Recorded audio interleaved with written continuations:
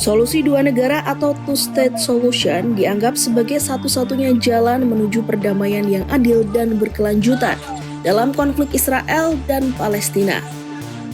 Solusi itu menekankan agar Palestina dan Israel hidup berdampingan sebagai dua negara merdeka dan berdaulat. Kerangka itu sejak lama diperjuangkan untuk mewujudkan perdamaian bagi konflik yang telah berlangsung hampir 8 dekade tersebut.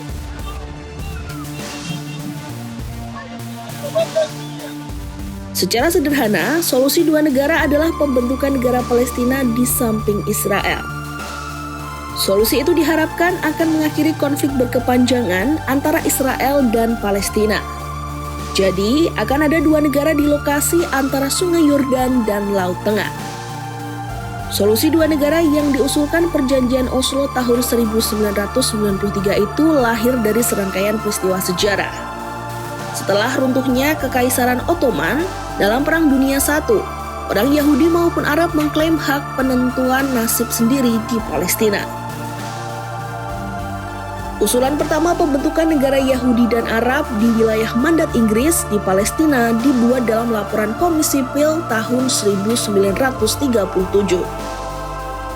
Namun dalam usulan itu Yerusalem tidak dibagi. Berdasarkan rencana itu, orang-orang Palestina hanya mendapatkan tanah-tanah tandus termasuk gurun Negev dan area saat ini dikenal sebagai tepi barat dan jalur Gaza. Sementara sebagian besar garis pantai dan beberapa tanah pertanian paling subur di Galilea diberikan kepada orang Yahudi. Usulan itu pun direspon bertentangan oleh dua kubu, ditolak oleh komunitas Arab Palestina dan diterima oleh sebagian besar komunitas Yahudi. Pembagian wilayah-wilayah Palestina kembali diusulkan dalam rencana pembagian PBB tahun 1947. Rencana tersebut mengusulkan pembagian dalam 3 bagian. Lagi-lagi Yerusalem ditangani secara terpisah di bawah kontrol internasional. Rencana pembagian diterima oleh Badan Yahudi untuk Palestina dan sebagian besar faksi Zionis yang melihat proposal itu sebagai batu loncatan untuk ekspansi wilayah pada waktu yang tepat. Namun Komite Tinggi Arab, Liga Arab, dan pemimpin serta pemerintah Arab lainnya menolaknya dengan alasan bahwa orang Arab merupakan mayoritas 2/3 dari populasi dan harus memiliki sebagian besar tanah. Mereka juga menunjukkan ketidakmauan untuk menerima bentuk pembagian wilayah dengan berargumen bahwa hal tersebut melanggar prinsip-prinsip penentuan nasib sendiri berdasarkan Piagam PBB. Mereka mengumumkan niatnya untuk mengambil semua langkah yang diperlukan guna mencegah pelaksanaan resolusi itu. Titik temu tidak kunjung tercapai, berakibat perang saudara pecah di Palestina dan rencana tersebut tidak dilaksanakan. Negara Israel kemudian berdiri tahun 1948. Wilayah tepi barat dan jalur Gaza masing-masing kemudian berada di bawah kendali Yordania dan Mesir. Namun, dalam Perang 6 Hari tahun 1967, Israel menaklukkan dan menduduki tepi barat, jalur Gaza, dan wilayah-wilayah Arab lainnya. Gagasan solusi dua negara telah menjadi kebijakan yang paling luas diterima secara internasional, meskipun orang-orang Israel dan Palestina semakin melihatnya sebagai sesuatu yang mustahil.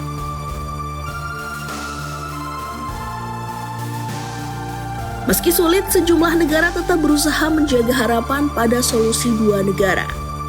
Konferensi PBB tentang Palestina di New York, Amerika Serikat, pada 28 hingga 29 Juli 2025 menjadi bagian dari upaya menjaga harapan itu. Arab Saudi dan Prancis menginisiasi forum di Sekretariat Jenderal PBB.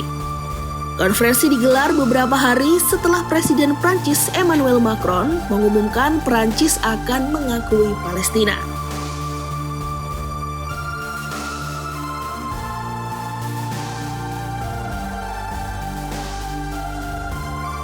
Sementara Arab Saudi menegaskan bahwa pengakuan negara Palestina adalah kebutuhan strategis untuk perdamaian Timur Tengah.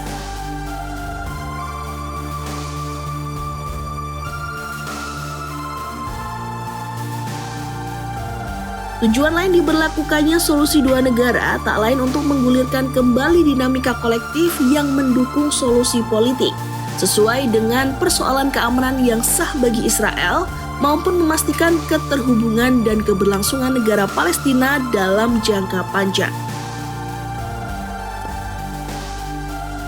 Sejauh ini tidak hanya Prancis yang akan mengakui negara Palestina dalam sidang PBB pada September mendatang.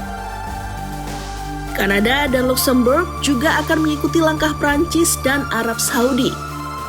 Terbaru, Inggris berencana akan mengakui negara Palestina apabila Israel tidak menghentikan perang di Gaza dan tidak menunjukkan komitmen nyata terhadap proses perdamaian. Pernyataan tersebut disampaikan oleh Perdana Menteri Inggris Keir Starmer dalam pidato setelah rapat kabinet darurat yang digelar di 10 Downing Street, London, Inggris pada Selasa 29 Juli 2025. Our goal remains a safe and secure Israel, alongside a viable and sovereign Palestinian state. But right now, that goal is under pressure like never before. I've always said that we will recognize a Palestinian state as a contribution to a proper peace process at the moment of maximum impact for the two-state solution.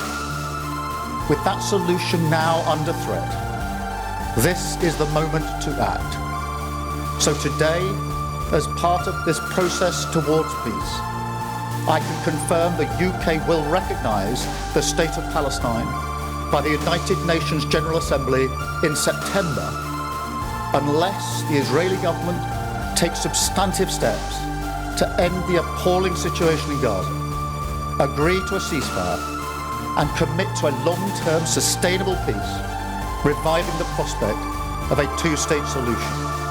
And this includes allowing the UN to restart the supply of aid and making clear that there will be no annexations in the West Bank.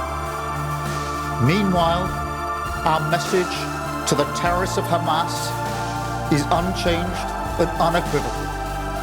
They must immediately release all of the hostages, sign up to a ceasefire, disarm, and accept that they will play no part in the government of Gaza.